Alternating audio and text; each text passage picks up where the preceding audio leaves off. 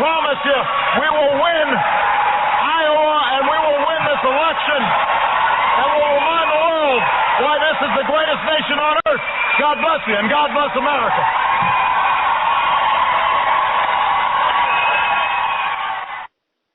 Boston Red here with Friday Java, a weekly magazine of political theory, polling, and commentary. It is part of the Boston Red family, and for the hundreds of thousands of people that have joined us over the last 4 years in an exciting period in history called the election of Barack Obama, we introduce you to the final phase, the re-election campaign, two theories, pundits, people that make up this fascinating journey. We are part of the Obama network. For that, we make no apologies. What we pledge to do is give you the facts on a bridge to history, what body politics is, the most up-to-date theories of political science and psychology. Stay tuned for this incredible ride. Boston Red, peace out.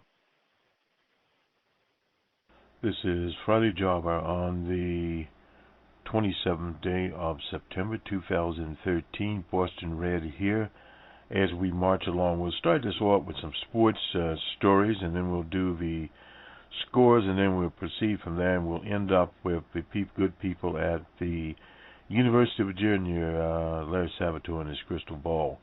But nonetheless, we'll start out here with an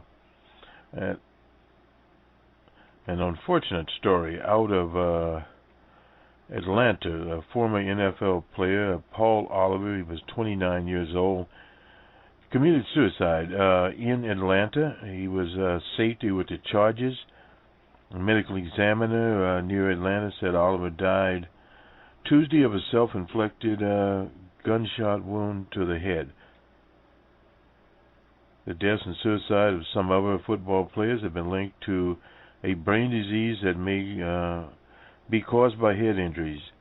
In May of 2012, former Charger linebacker Junior Seau, most people heard of him, killed himself at 43. The National Institute of Health later found that he suffered from chronic traumatic encephalitis, I think is how this is pronounced, RCTE, a neurodegenerative brain disease that can follow multiple hits on the head. Former Atlanta safety Ray Easterling, 62, killed himself a month earlier. The autopsy found CTE. And in February of 2011, former Bear defensive back Dave Durson, remember him well, 50, committed suicide. Boston University researchers determined that he also had the disease. A study published in December in the journal Brain showed that 38 professional football players who had died, all but one showed evidence of brain disease. In July 2012, the NFL reached a crisis support line for former players and their family. And in 2011, two of the National Hockey League's enforcers, Wade Villac, 35, and Rick Ripon, 27, took their lives. A third enforcer in New York's Derek Bogard, 28, died of a drug overdose. Everyone in the Chargers family is sad today after hearing the news about Paul. The team said he was part of our family for 5 years, and at 29, he still had a lifetime in front of him. No doubt about that. That is from Al Jazeera. And also, while we're here, Mario Rivera, emotional in his last pitch at Yankee Stadium there in New York. One of the most acclaimed relief pitchers made an emotional exit in the final appearance in the Yankees pinstripes. And the captain, Derek Jeter, and retiring pitcher Andy Pettitte came to the mound to remove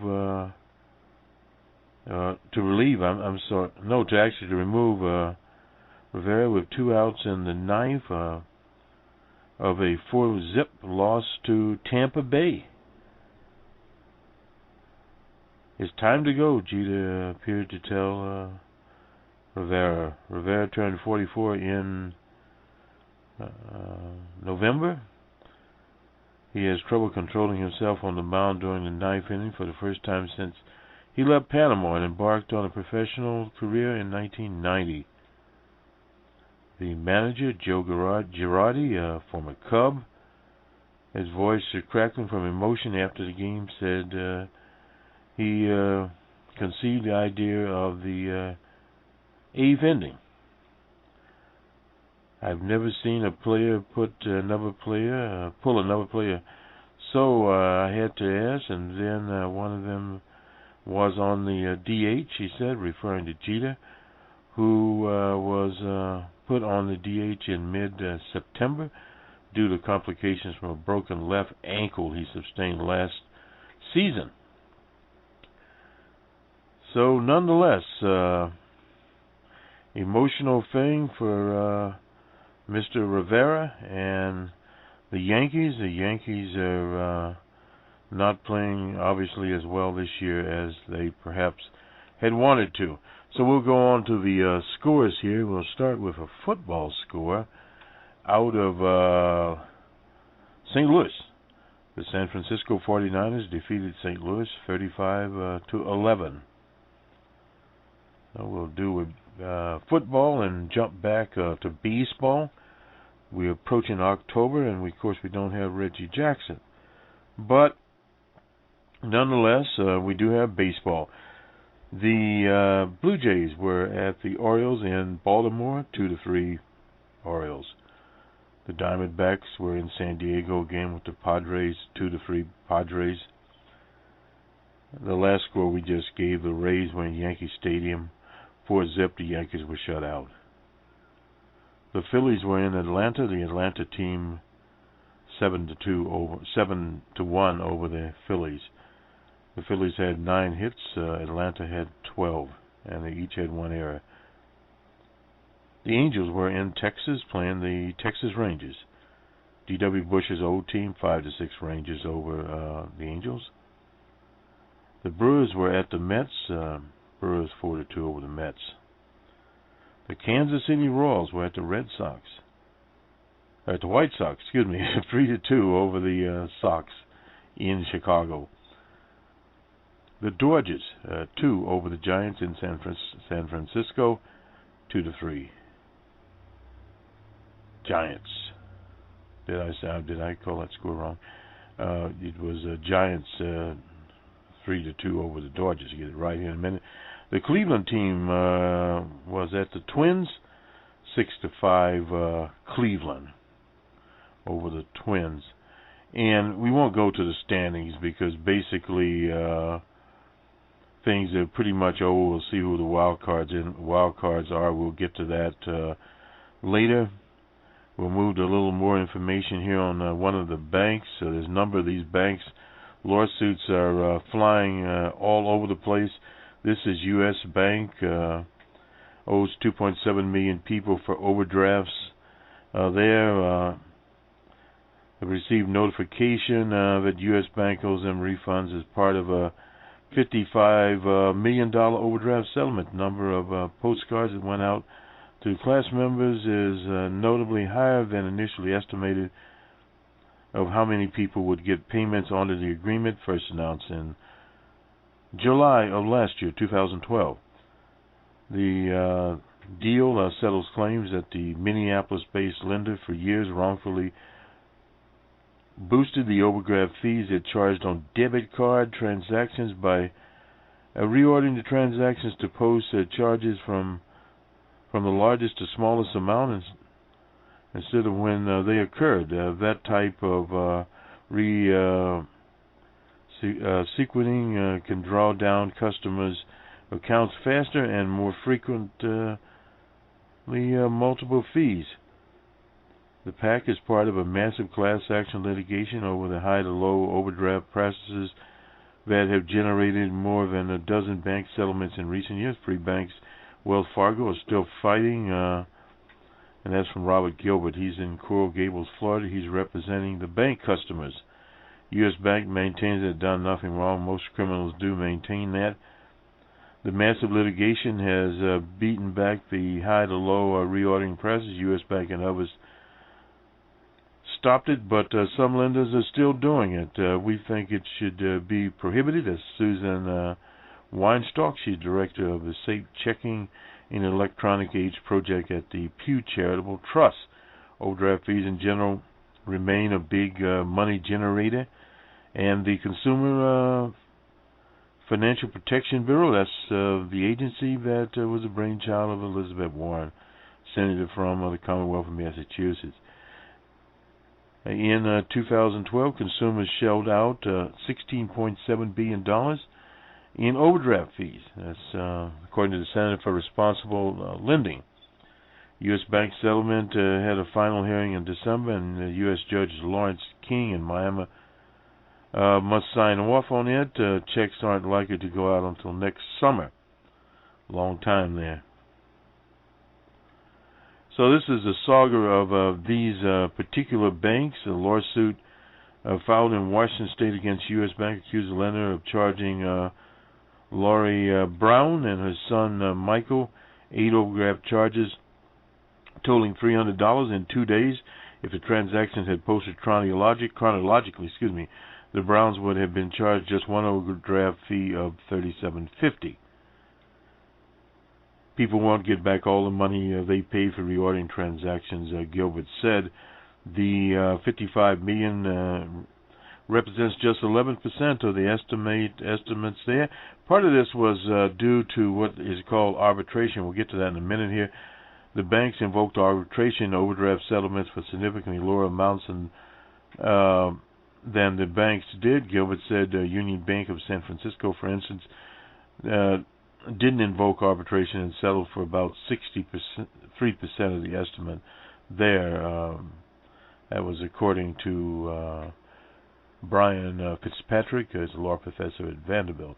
Fitzpatrick said many of the banks in litigation have arbitration clauses in their agreements. You see those around. And U.S. Bank case was settled before the court determined whether U.S. Bank arguments for arbitration would be upheld. Given the risk of getting zero for the customer's arbitration, 13% looked pretty good. Well, that's on top of attorney fees. So again, it's a totally different situation we see coming about. In other news, the U.S. and Russian governments have determined that Syria will turn over its weapons,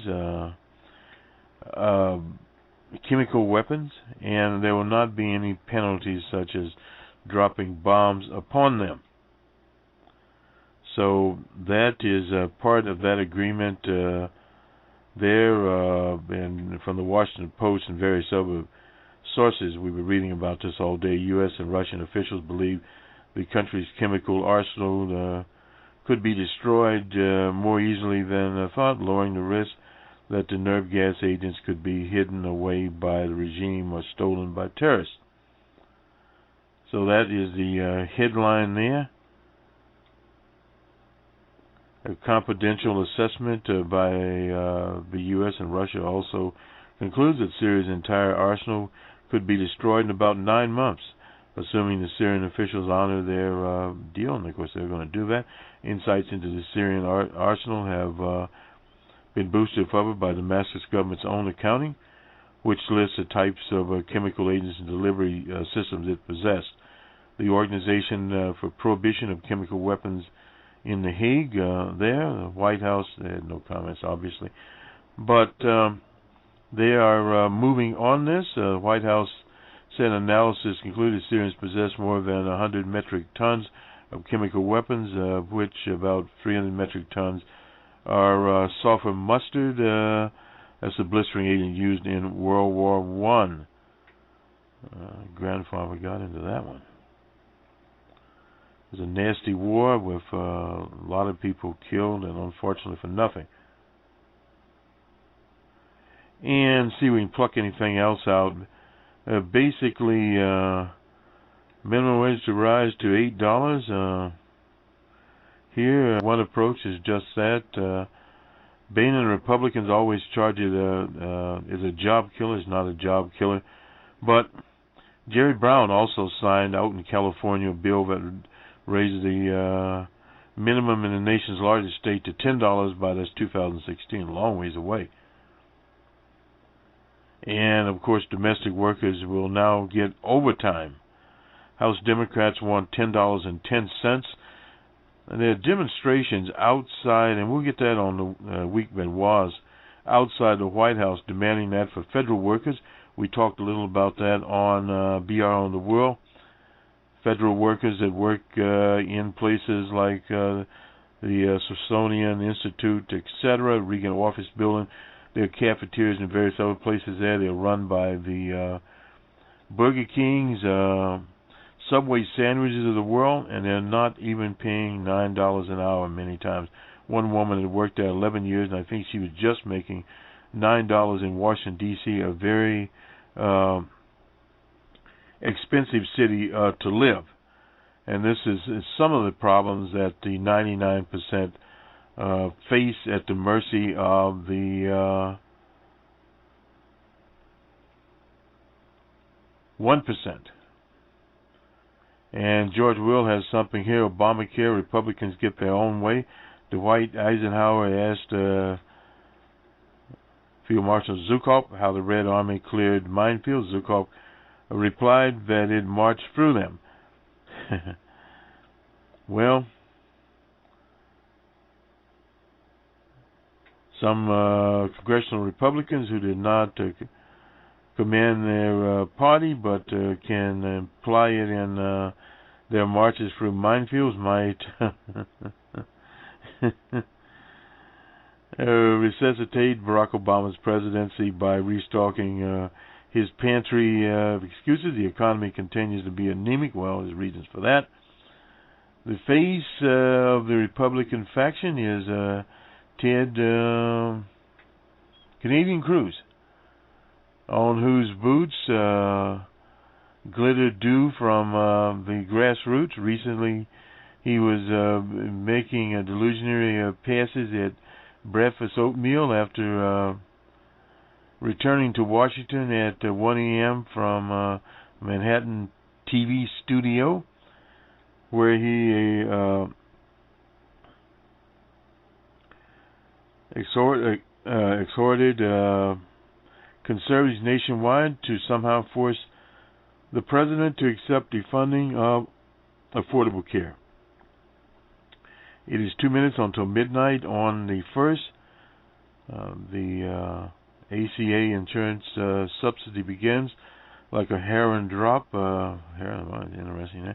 Making American instant addicts. The Obama administration knows that no major entitlement once tasted has been replaced. The administration is uninterested in enforcing the subsidy requirements. Hence, Republicans must be prepared to shutter the government.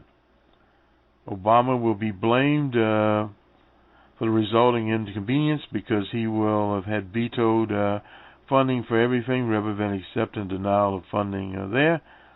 Granted, Republicans, not President Bill Clinton, were blamed in 95, but today's circumstances are different because of the rise of conservative grassroots, the defeat of Obama's gun control agenda, Ron Paul's filibuster. There, if the ACA is, as conservatives believe, as unpleasant in potential effects as it's impossible to implement, conservatives should allow what Lincoln called the silent artillery of time to destroy it. Obama is one of those who mistake their good luck for genius and has been waffled into high office by the guts of Republican failures. He's become the first president to win a second term with a reduced percentage of both popular and electoral votes. Needlessly, Obama remains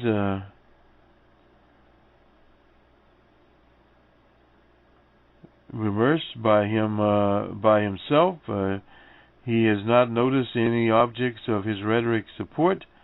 Score the Democratic candidates, his gun control proposals, etc. Well, and then he goes on here. This is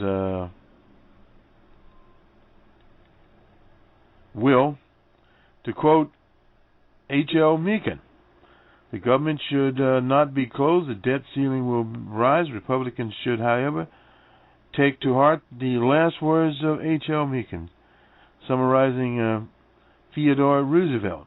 Well, once does what one can. Republicans gave Democrats a ruinous opportunity to insist upon unpopular things. House Republicans can attack to the continuing resolution that funds the government. Then they can to increase the debt ceiling to provisions. Preservation of the Affordable Care Act require lawlessly regarded by the administration, but the members of Congress and their staffs must experience full employment of the ACA without special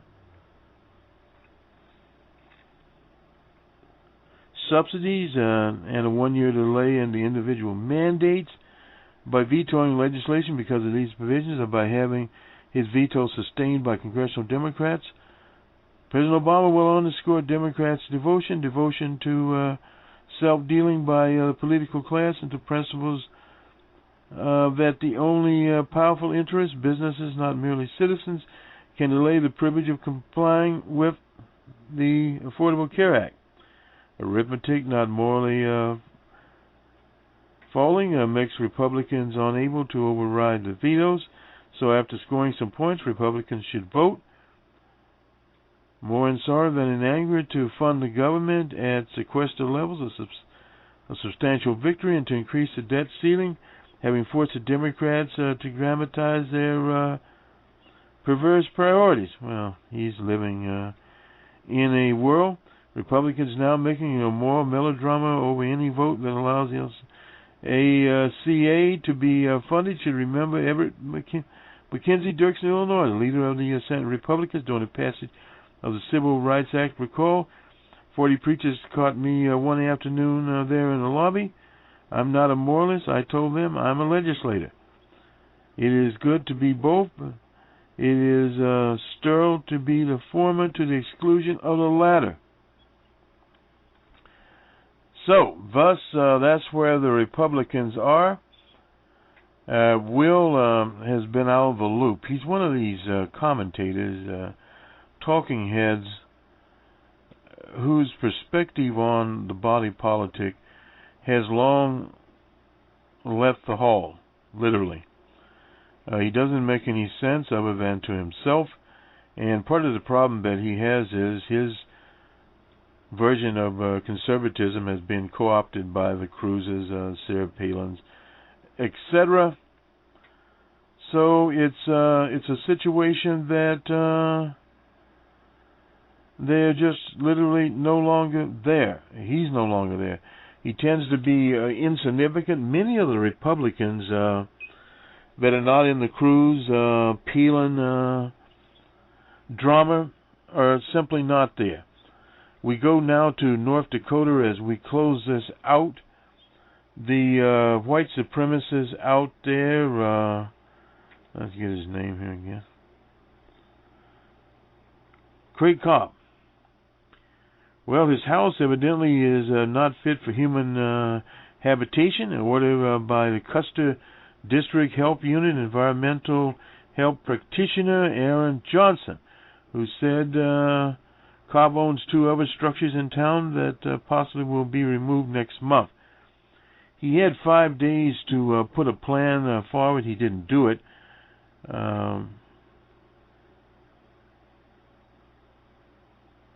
And since he hasn't, the house could be declared uninhabitable. Well, he will be declared uninhabitable.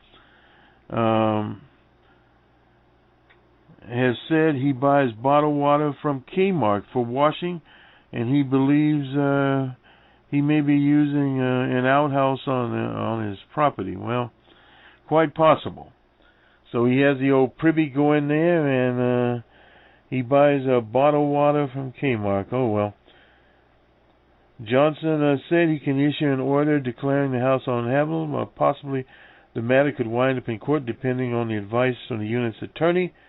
I don't know how the situation will progress, but the notice has expired and there is no extension. And because of other complaints there, other vacant having the lots this character owns a nuisance. In other words, Cobb is finished in length. There's no doubt about that. An abandoned creamery adjacent to his property owned by Cobb, and a small house that Cobb is apparently selling to a Wisconsin man are in the process of being condemned. And Johnson said 9 other properties, some structures, some piles of junk cars and wood are under similar abatement orders, and the city plans to move towards removing all of them by mid-October. Cobb had no response. My general theory on that is Mr. Cobb will just slip out of town one night, one day, and not be seen around North Dakota. And while we're in the Bismarck Tribune, they're very close to Canada, the Canadian Prime Minister won't accept rejection of the Keystone XL pipeline, said he won't take no for an answer if the Obama administration rejects the controversial pipeline. That's from Stephen Harper. The long-delayed pipeline carrying tar sand to Texas. My view is that you don't take no for an answer, he says. We haven't had that, but if we were to get that, it won't be final. This won't be final until it's approved, and we'll keep pushing forward. Harper claims it will create 40,000 jobs. The Department of State's survey is less than 1,500. Some say 1,600 that it would create. So it's one of those situations that is up in the air, and it perhaps will stay up in the air. The Republicans, one of their tactics is to attach this to one of many of their proposals, but none of those proposals are getting very far at all. The Keystone Pipeline, various other schemes that they have come up with. The feds have found, let's see, $100 million for Detroit. That's from the Obama administration, but considering the Motor City's at least $18 billion in debt, it's kind of a drop in the bucket.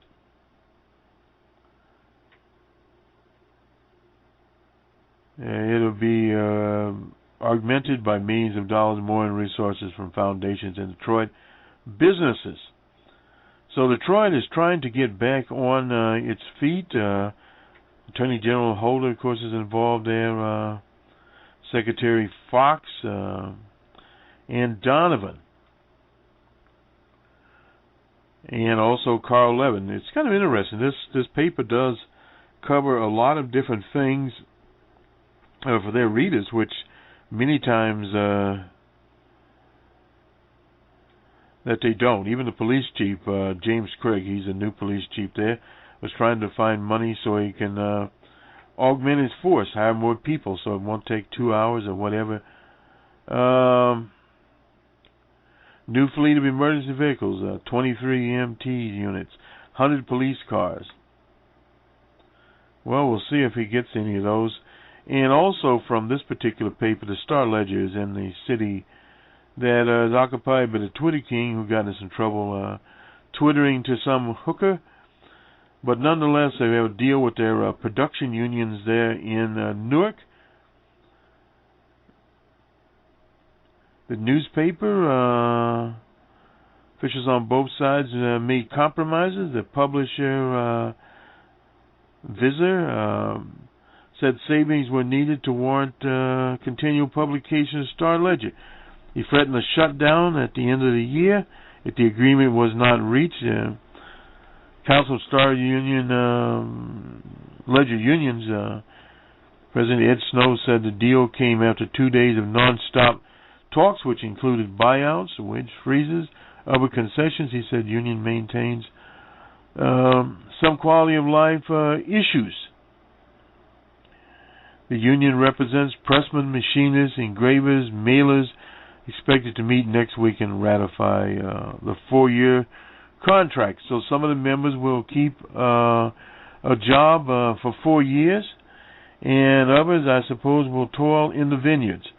Nonetheless, we go on to Larry Sabato in the University of Virginia.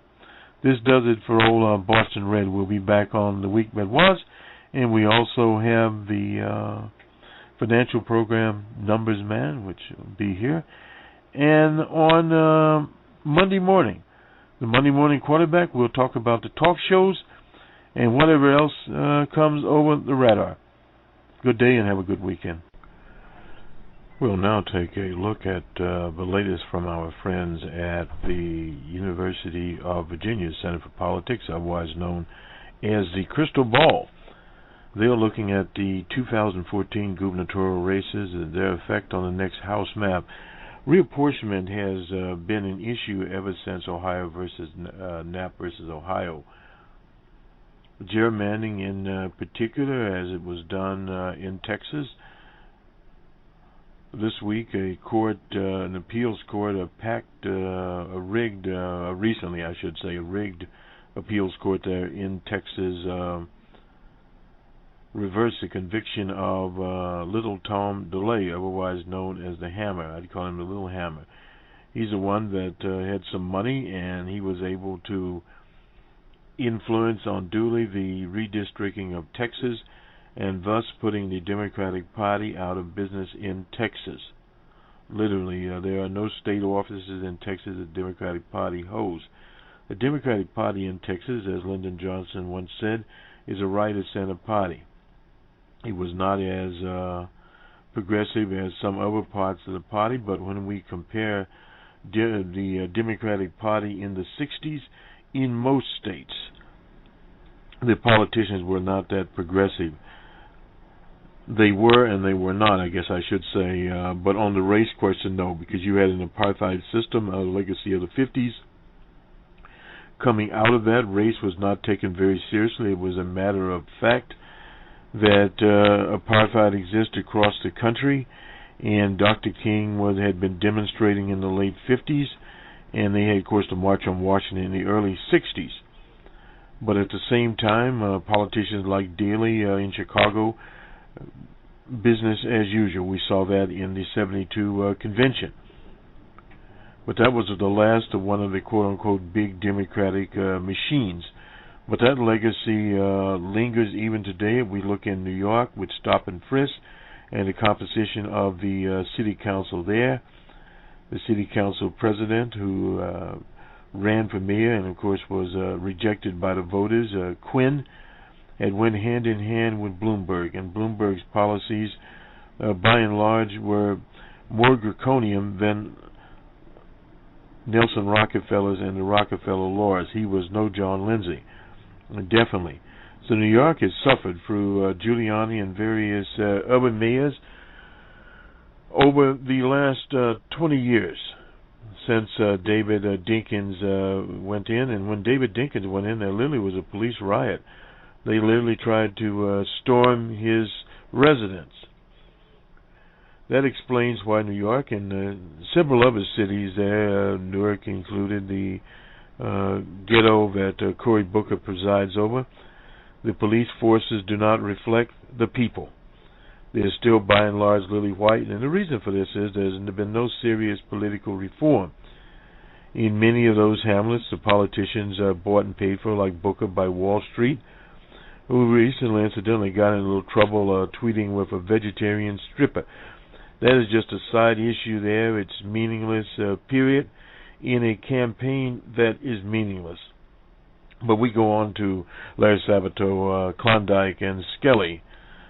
And I'll just briefly read this. The control of the House of Representatives may not be at stake in 2014.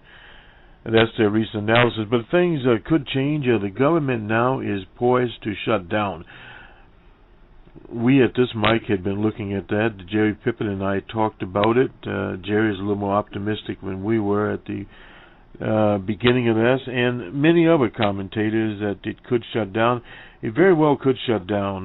The group in the House is a group of extremists, even in a right-of-center House.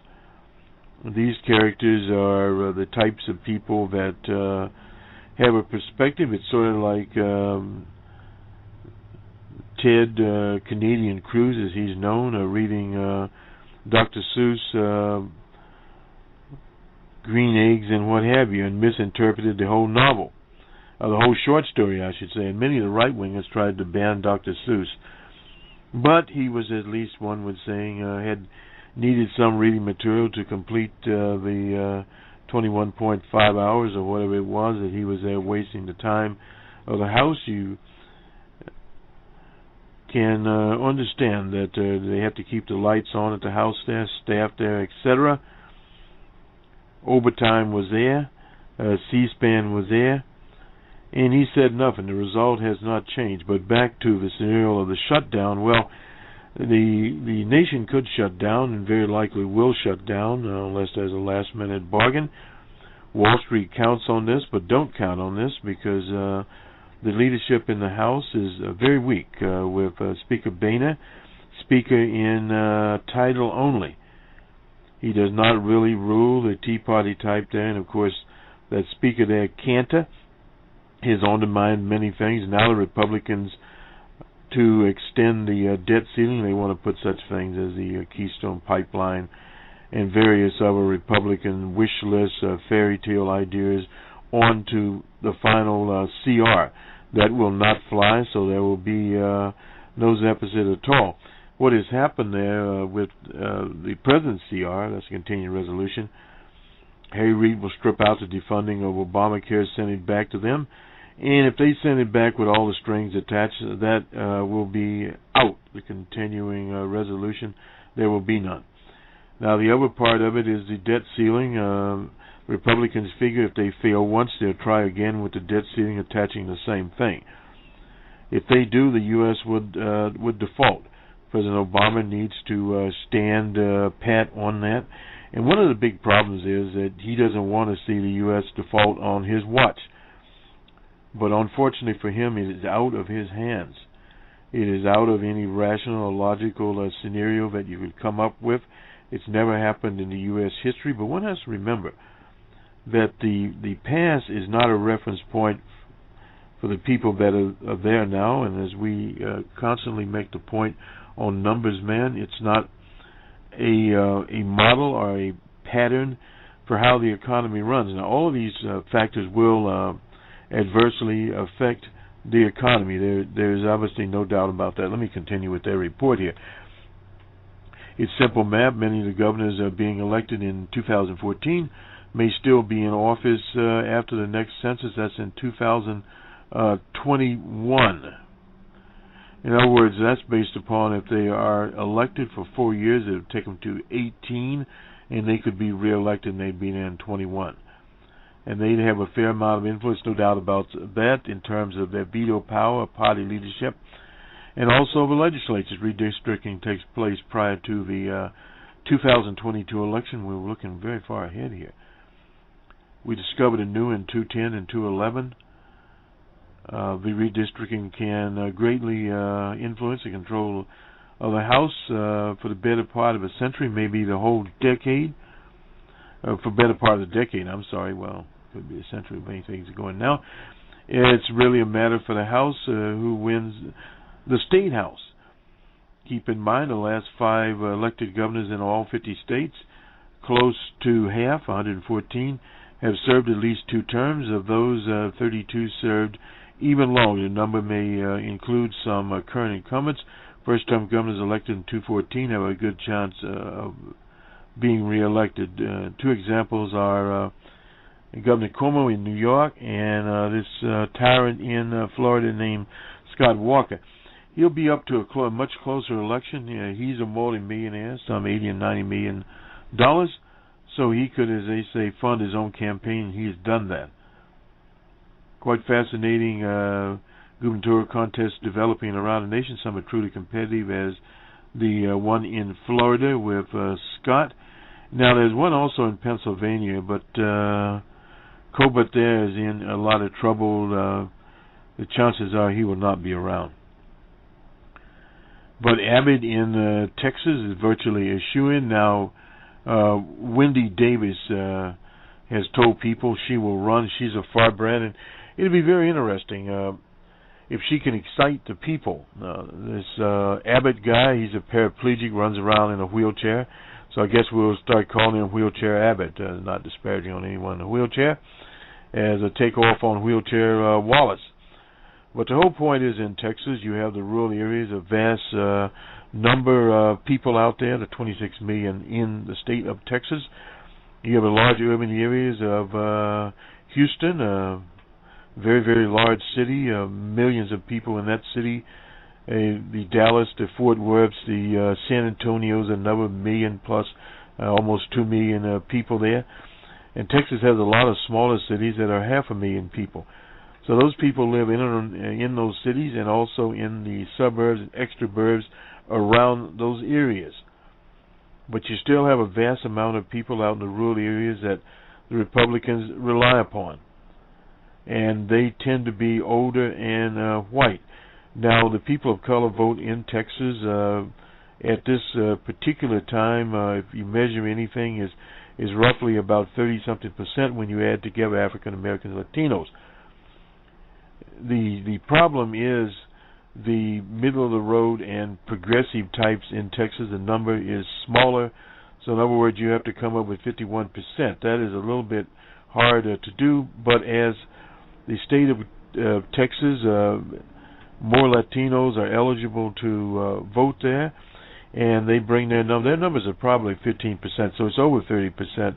But as they bring their numbers up to I should say 20%, when they bring their numbers up beyond 20, 25, 30%, then coupled with the African American vote, which is roughly about 15%, a little different from the percentage of African Americans that account, is a little bit suspect there. But you'll have that core voters coupled with literally deceased voters there, so you'll then become a majority of people. Could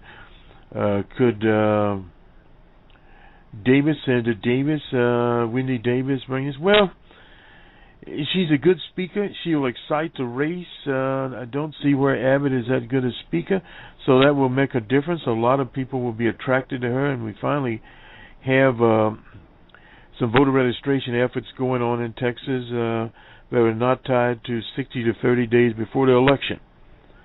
The Obama people have a lot of people in Texas now, and they're developing that from Texas people. So we'll see where that goes to. On back to Sabatolium, Maine. They're moving it from leans Democrat Independent to leans Democrat. In the Commonwealth of Massachusetts, they're going to call that a toss-up. The governor there is not running, Deval Patrick. But they moved it. They moved it from toss-up to leans Democrat, and these two Maine LePage there, he's been in trouble for a long time. Arizona, traditionally conservative state, the state that Goldwater has.